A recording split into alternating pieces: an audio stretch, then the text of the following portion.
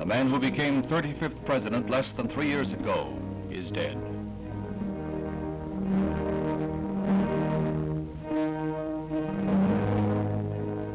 He led his country boldly through the treacherous shoals of Cold War crises. His firm commitments to support the cause of democracy throughout the world won him acclaim almost unprecedented in the history of the presidency. He faced up to communist threats with such firm shows of force that Khrushchev backed down in Cuba, softened the hard red line on Berlin. He brought to the White House the vigor of youth and a family that captivated the hearts of all. No possible shadow loomed over this last group picture of his family, John and Jacqueline, John and Caroline. Death has closed the cover in album portraits like this. His rendezvous with grim destiny begins a little after noontime as his plane lands in Dallas. Earlier, he had received a tumultuous reception in Fort Worth, and now more thousands are waiting to greet him in downtown Dallas. But death is less than 1 short hour away. At 1:25, the motorcade moves into the downtown area. Death is 6 minutes away. In a warehouse, a sniper with a rifle poised waits. The cheers of the crowd almost muffle the 3 shots. The assassin's aim is deadly. The area is aswarm with police, rangers, and Secret Service men.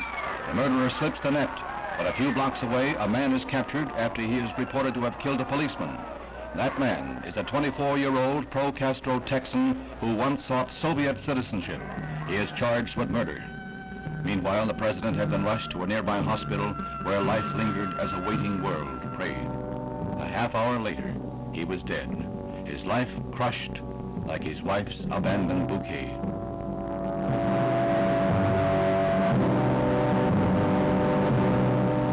A shocked nation weeps.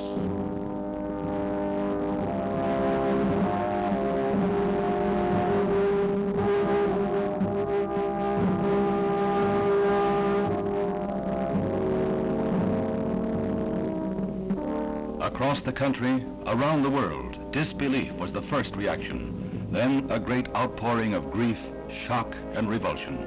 A proud banner is lowered. The empty White House is a symbol of this infamous mockery of American ideals of peace and freedom. Peoples of all faiths unite in prayer for the first Catholic to become president. The United Nations General Assembly joins in a minute of silent tribute to the man who fought so hard and valiantly for the ideals of this international body. The Iron Curtain was dissolved in the sincerity of their sorrow.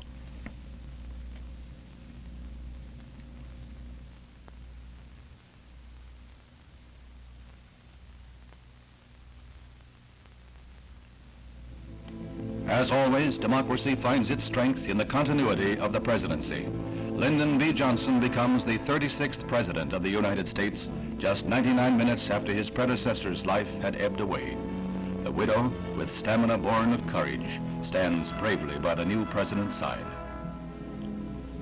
Mr. Johnson accompanies the martyred president's body back to the Capitol, a Capitol still paralyzed by shock.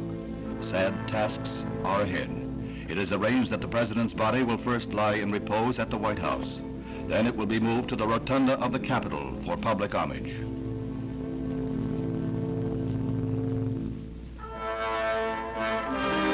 The president's body is met by a cordon of servicemen. They represent all the armed forces in honoring their commander-in-chief.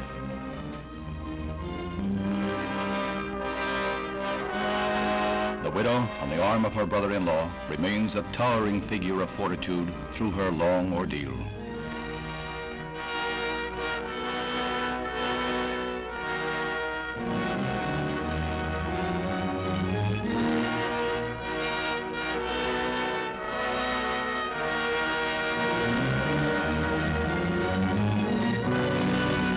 Steadfast in death as in life, she accompanies her beloved on his lonely ride.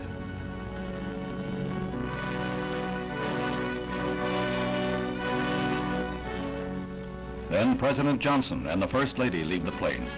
Now the Texan who has devoted his life to an energetic public career faces the burdens of office in days of foreign and domestic crises to keep burning the torch that has inspired a free world. With humility, the President of the United States harks to the future.